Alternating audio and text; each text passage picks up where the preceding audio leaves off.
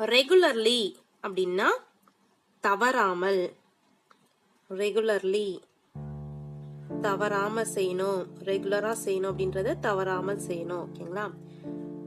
Period அப்படின்னா கால அளவு, இந்த கால அளவு, இந்த பீரியட் அந்த பீரியட் அப்படின்னா இந்த கால அளவு அந்த கால அளவு அப்படின்னு அர்த்தம்.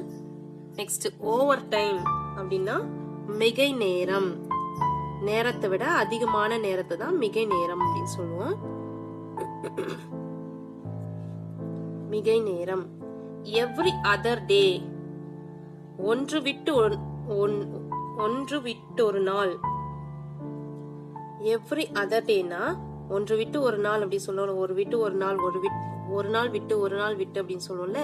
சோ அதுதான் ஒன்று விட்டு ஒரு நாள், எவ்ரி அதர் டே அப்படின்னு சொல்லுவோம்.